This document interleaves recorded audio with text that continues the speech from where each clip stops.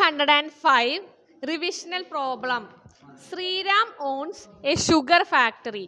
Factory uses both sugarcane produced in the owned field and sugarcane purchased from the market.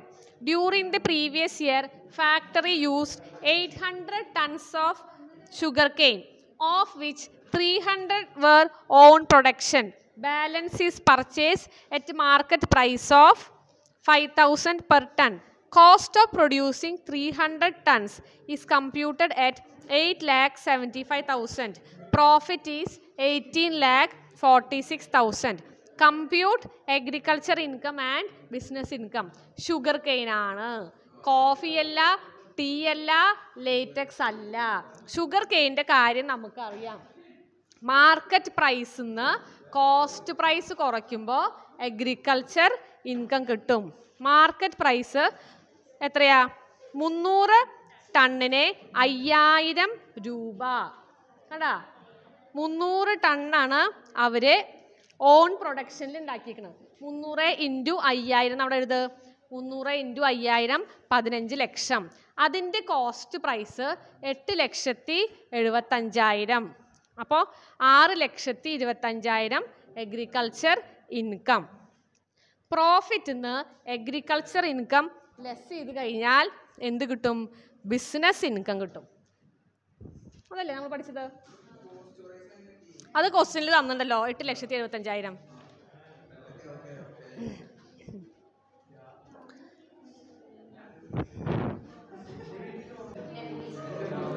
Okay.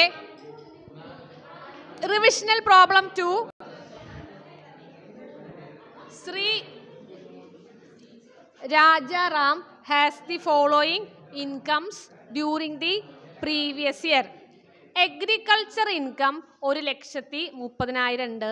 Non agriculture income 4,76,000 ഉണ്ട്. എന്താ കണ്ടുപിടിക്കേണ്ടത്? അയാളുടെ tax liability ആണ് കണ്ടുപിടിക്കേണ്ടത്. ഒരേ ഒരു വിദ്യാർത്ഥി മാത്രം എണീറ്റ് നിന്നിട്ട് ഇതെങ്ങനെ ചെയ്യുന്നു ഒന്ന് പെട്ടെന്ന് പറഞ്ഞേ. ഇരുന്ന് പറഞ്ഞെന്നാലും കുഴപ്പമില്ല. മൃദുല പറഞ്ഞേ. 2 ഇൻകം, അഗ്രികൾച്ചറും നോൺ അഗ്രികൾച്ചറും ഇൻകം തന്നു കഴിഞ്ഞാൽ നമ്മൾ എന്ത് ചെയ്യണം?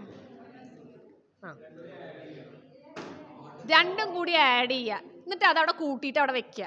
അതിനുശേഷം താഴത്ത് വന്നിട്ട് അയാൾക്ക് എത്ര വയസ്സായിട്ടുണ്ട് പറഞ്ഞിട്ടില്ല. അതുകൊണ്ട് 2.5 ലക്ഷം വരെ നിൽ. 2.5 ലക്ഷം മുതൽ 5 ലക്ഷം വരെയാണ് എത്ര? 5%. ഇയാളുടെ ടോട്ടൽ ഇൻകം രണ്ടും കൂടി കൂട്ടിയപ്പോൾ 6,06,000. അപ്പോൾ 5 ലക്ഷം കടന്നു. അപ്പോൾ 5 ലക്ഷം വരെ നമുക്ക് എടുക്കാം. 5 ലക്ഷം മൈനസ് 250 ഡിഫറൻസ്. 250-നെ 5% കണ്ടിട്ട് നമ്മൾ അതവിടെ വെക്കണം, എഴുതി വെക്കണം. ഇതൊന്നും ടെക്സ്റ്റ് ബുക്കിൽ എഴുതിയില്ല, നമ്മൾ അവിടെ അത് എഴുതി വെക്കണം. അതിനുശേഷം 5 ലക്ഷം മൈനസ്, നിങ്ങൾ അങ്ങനെ ചെയ്യേണ്ടത്, 5 ലക്ഷം മൈനസ് 6,06,000. 1,06,000 രൂപയ്ക്ക് 20% കാണണു, നമ്മളവിടെ എഴുതി വെക്കണു.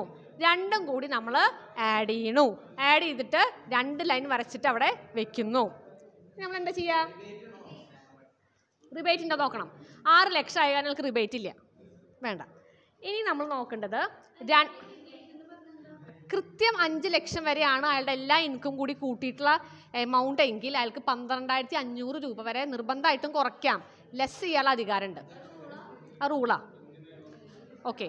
ഇനി അടുത്ത് നമ്മൾ എന്താ ചെയ്യുക? നോൺ ടാക്സബിൾ ലിമിറ്റ് ആയിട്ടുള്ള 2,50,000 പ്ലസ് നമ്മുടെ അഗ്രികൾച്ചർ ഇൻകം ആയിട്ടുള്ള 1,30,000 കൂട്ടുന്നു, അല്ലേ? 3,80,000. 3,80,000 ടാക്സ് നമ്മൾ വീണ്ടും കാണുന്നു. ടെക്സ്റ്റ് ബുക്കിൽ ഇതൊന്നും ചെയ്തിട്ടില്ല. അപ്പോൾ വീണ്ടും അപ് ടു 2,50,000 നില്ല്.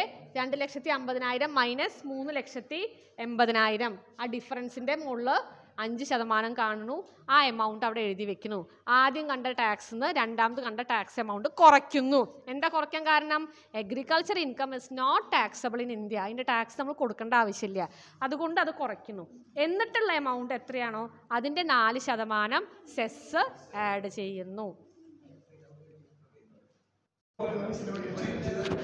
Revisional problem 4.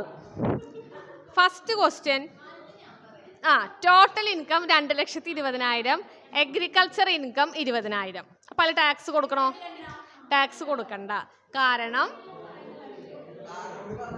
കാരണം പറ, എക്സീഡ് ചെയ്തില്ല. അടുത്തത് 2,80,000 4,000 ആതിര കൊടുക്കണം. ഏതിന് കൊടുക്കണം? 2,80,000 4,000. അതെങ്ങനെയാണ് ടാക്സ് കൊടുക്കേണ്ടത്? 4,000 കൂട്ടണ്ട, വെറും 2,80,000 ടാക്സ് കൊടുക്കുക. അപ് ടു 2,50,000 നിൽ, ബാലൻസ് 30,000, അതിന് 5%. ഇനി അതിന് എന്ത് കിട്ടും? റിബേറ്റ് കിട്ടും. അപ്പം എത്ര രൂപയാണോ ടാക്സ് വന്നത് അത്രയും രൂപ അയാൾക്ക് റിബേറ്റ് കിട്ടും. 1,500 രൂപ റിബേറ്റ് കിട്ടും. 12,500 രൂപ വരെ റിബേറ്റ് കിട്ടില്ലേ? 5 ലക്ഷം വരെ ആണ് ഇൻകമെങ്കിൽ. 5 ലക്ഷത്തെ താഴെയാണ് ഈ റിബേറ്റിന് അർഹത ഉണ്ട്. 12,500 രൂപ വരെ,